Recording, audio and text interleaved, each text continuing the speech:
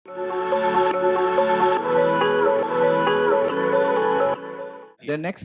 thing is a character we need to develop, that is faithfulness. और दूसरा अगला एक जो चरित्र आपको तैयार करना है वो है कि विश्वास योग्य बनना है। Character. विश्वास आपका चरित्र। Proverbs 28:20 says, a faithful man will abound with blessings. और नीति वचन 28 में इस प्रकार लिखा है कि विश्वास योग्य व्यक्ति वो आशीष से परिपूर्ण बना रहेगा। Faithful. विश्वास योग्य You व्यक्ति। should be operating in faithfulness. आपको विश्वास योग्यता में कार्य करना है। Where you should begin? कहाँ आपको शुरुआत करना है? Bible says you should first be faithful inside your home, inside your family. और बाइबल ये कहता है कि पहले तुमको अपने घर के भीतर विश्वास योग्य बनना है। Okay? Many people are faithful in their workplace. कई लोग अपने नौकरी के स्थल पर विश्वास योग्य बनते हैं। They are very faithful in their ministry. वो अपनी सेवकाई में विश्वास योग्य The बनते first हैं। thing is you need to faithful inside your home. और पहले आपको अपने घर के ही भीतर विश्वास योग्य बनना है। Let's read Psalm 101 verse 2. भय संहिता 101 उसका दूसरे वचन को हम पढ़े। Now mark this psalm. This psalm is a very important psalm. ये बहुत ही महत्वपूर्ण भय संहिता है। आप इसे ध्यान से रखें। Put around. और इसे निशान बनाकर रखें। Huh? Because it's a very important psalm. ये बहुत ही महत्वपूर्ण है इसलिए। Psalm 101 verse 2. भय संहिता 101 उसका दूसरा वचन। It says, I will behave wisely in a perfect way when you will come to me. I will walk within my house with a perfect heart. यहाँ लिखा है, मैं बुद्धिमानी से खरे मार्ग में चलूंगा। तू मेरे पास कब आएगा? मैं अपने घर में मन की खराई के साथ चलूंगा। Today many people are not faithful in their families. आज कई सारे लोग अपने परिवारों में विश्वास योग्य नहीं है। I know people who don't talk to the family members. और मैं जानता हूं उन लोगों को जो अपने परिवार के ही सदस्यों से बात नहीं करते। What faithfulness?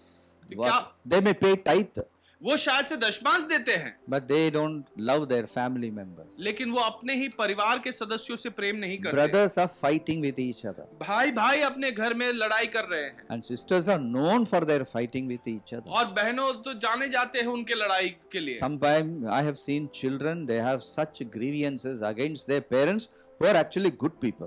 और कई बार मैंने ऐसे बच्चों को देखा है जिनमें बड़े उनको दोषी ठहराते अपने माता पिता को, जो सचमुच अच्छे लोग हैं। Definitely there are some errorful parents which who have not done their duty, but generally people are very diligent when it comes to their children. निश्चित तौर पर ऐसे कुछ माता पिताएं हैं जिन्होंने अपना कर्तव्य अपने बच्चों के प्रति नहीं निभाया है, लेकिन आम तौर पर माता पिताएं अपने बच्चों के प्रति बहुत ही वो सही मार्ग पर चलते हैं। This is a character which you need to develop. ये एक चरित्र का गुण है जो आपको तैयार करना है। Today if you are fighting and not faithful with your siblings, tomorrow you will not be faithful. You will fight with your spouses.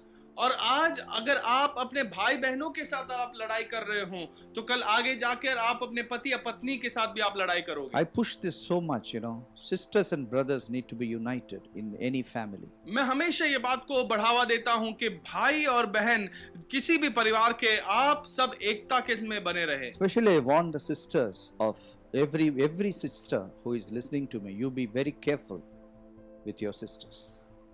और खास तौर पर मैं उन बहनों को चेतावनी देता हूं कि हर एक वो बहन अपनी बहन के साथ अच्छा रिश्ता बनाए रखे। Because sisters, they have lot of grievances. When I was ministering to brothers don't have so much grievances against each other because of their nature.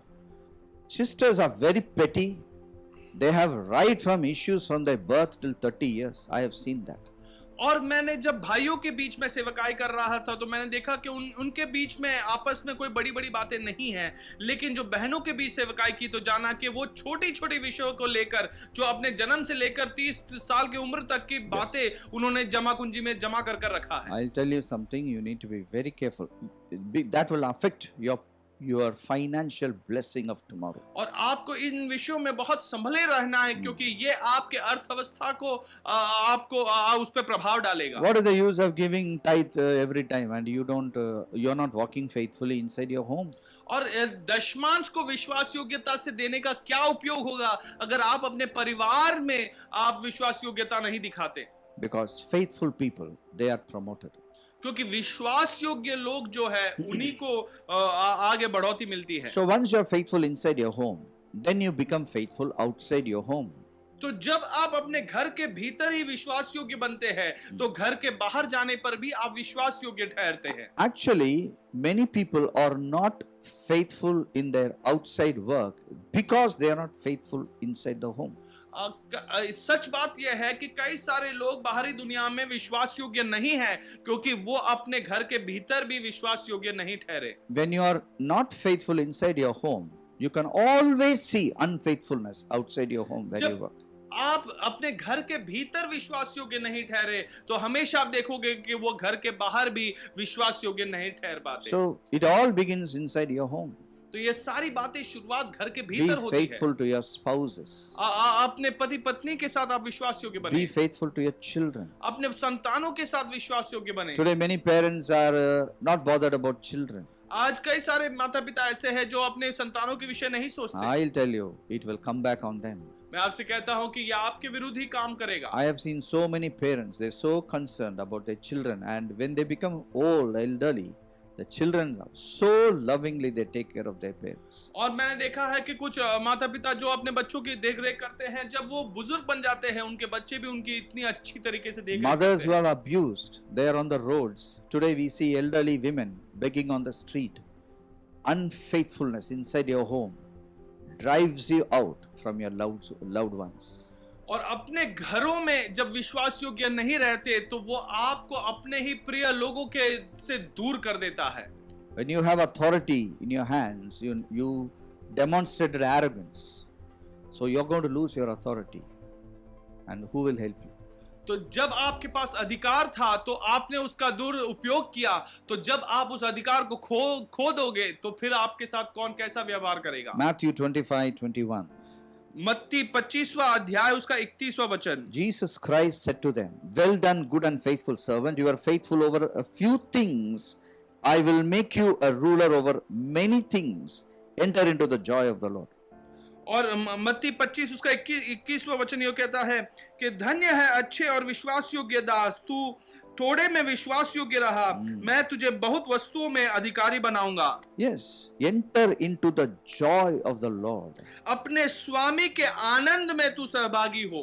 Faithfulness always takes you into the joy of the Lord. और विश्वास योग्यता हमेशा आपको परमेश्वर के आनंद में प्रवेश And करवाएगा makes you a ruler over many things. और आपको कई सारे विषयों में राज्यत्व देगा। If you read the same passage in Luke 19:17, it says, you will have authority over 10 cities. और लूका उसका 19वां अध्याय उसका 17वें वचन को अगर आप देखें तो यहाँ पर लिखा है कि तुम 10 शहरों पर राज्य कर पाओगे। When you are faithful inside your home, you will be made an authority into your city. और जब तुम अपने घर में विश्वास योग्य बनते हो तो तुम्हें शहर पर तुम राज्य करने के बाद लायक बनोगे। I'll tell you, when you become faithful in a city, you become faithful in 10 cities. 10 cities means one nation. और जब One तुम country. अपने घरों में तुम विश्वास योग्य बनते हो तो तुम 10 नगरों में भी विश्वास योग्य बनोगे। वो 10 नगर मतलब एक देश। So when you begin faithful inside your home, I tell you, God will make you a leader or a president or a prime minister of a country. जब तुम अपने घरों में विश्वास योग्य बनोगे तो परमेश्वर तुम्हें एक देश के प्रधानमंत्री या प्रेसिडेंट बना सकते हैं। Yes. So one of the character we need to create is faithfulness. तो एक गुण जो आपको तैयार करना है वो है विश्वास योग्यता। There is a habit of planning. There is an attitude of generosity. There is a character of faithfulness. और ये पहला गुण है योजनाएं बनाना।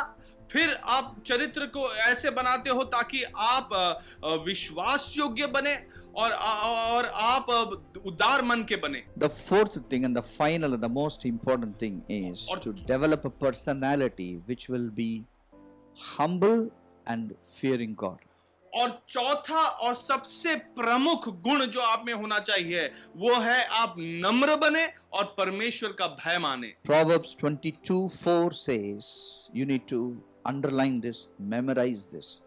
नीति वचन 22वां अध्याय उसका चौथा वचन यो कहता है, इसे आपको याद करना है, इसको निशान बनाकर रखना By है। humility and the fear of the Lord are riches and honor and life.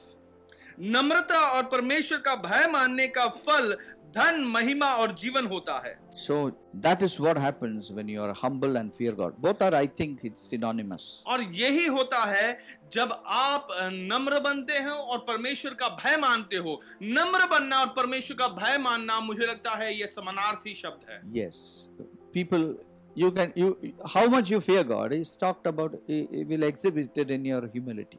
और कितना परमेश्वर का भय मानते हो ये आपके नम्रता में दिख जाता है। Because arrogance is just an opposite character of fear of God.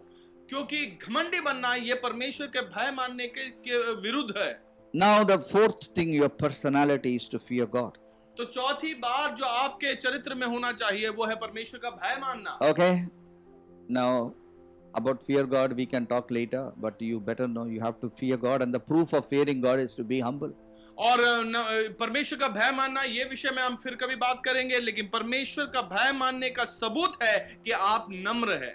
Psalm 128, bhajan Samhita 128 one of my favorite psalm. मेरा सबसे पसंदीदा भजन संहिता। When I go to any family, I only talk about this. मैं किसी भी परिवार में जब जाता हूँ मैं यही भजन संहिता को In पढ़ता हूँ। every marriage I talk about this. हर एक विवाह में भी मैं इस वचन का इस्तेमाल करता Because हूँ, life belongs to those guys who are Psalm 128 guys. क्योंकि जीवन उन्हीं के लिए है जो इस भजन संहिता 128 को मानते हैं। Blessed is everyone who fears the Lord and walks in His ways. धन्य है हर एक वो जो परमेश्वर का भय मानता है और उसके मार्गों पर चलता है। He will eat the labor of his hands. वो अपने कमाई को निश्चय खाने पाएगा, Otherwise, others will eat the labor of your hands. वरना कोई और आपके मेहनत की कमाई को खाएगा। Many years before, I was working for one man. और कई सालों पहले मैं एक व्यक्ति के लिए काम करता था। He was giving me a very tiny salary. वो मुझे बहुत छोटी एक रकम तनख्वाह की तौर पर देता था, And he was earning 5 lakhs because of me every month. और हर महीना वो मेरे कारण 5 लाख कमाता था। Very important. ये बहुत महत्वपूर्ण है। I was getting a salary, it was a peanut. और वो मूंगफली के समान छोटे एक रकम मुझे मिलती थी।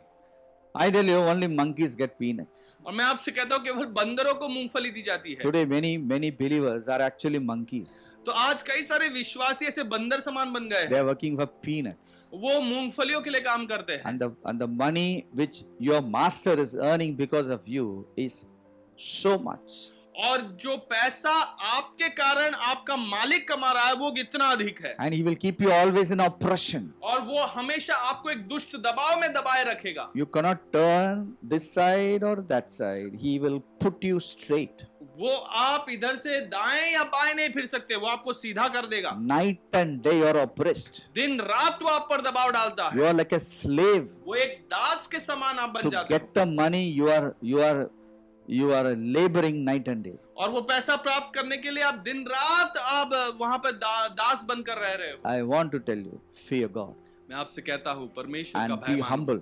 और नम्र बन जाओ। Be humble. नम्र बन जाओ, Fear God. परमेश्वर का भय मानो, Then you will eat the labor of your hands. फिर आप अपने कमाई का आप खा पाओगे। Your organization will not eat the labor of your hands. आपकी संस्था आपके मेहनत की कमाई नहीं के फल नहीं Your खाएंगे। boss will not eat the labor of your hands. आपके मालिक जो है वो आपके मेहनत की कमाई नहीं You खाएंगे shall be happy और आप संतुष्ट हो जाओगे and it will be well with you. और आपके साथ भला ही होगा। Okay? So it will be very happy and well with you. और A lot of money in the house. अब बहुत खुश होंगे और आपके साथ भला ही होगा। आप बहुत खुशहाली Because आपके घर में whenever you have a need, God puts the money to you क्योंकि जब भी आपके जीवन में जरूरत होती है परमेश्वर पैसा डाल देता है। according to His riches in glory. वो अपने धन संपत्ति अपने महिमा के में से, Then your wife will be the best wife.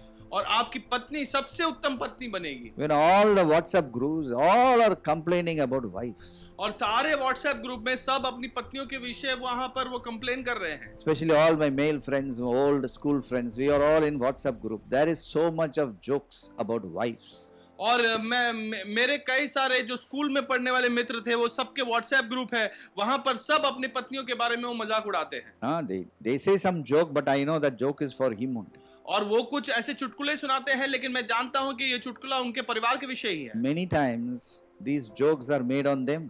और कई बार ये जो चुटकुले हैं उन्हीं पर बनाया जाता है। So I tell you something, if you fear God, you will get the best wife you want. और मैं आपसे कहता हूं, अगर आप परमेश्वर का भय मानते हो तो आप दुनिया में सबसे उत्तम पत्नी को पाओगे।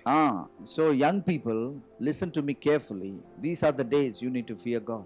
और जवान लोग जो है वो आप मेरी बात ध्यान से सुने, ये वही दिन है जब आपको परमेश्वर का भय मानना है। Young ladies, if you fear God, you will go to a man who will fear God.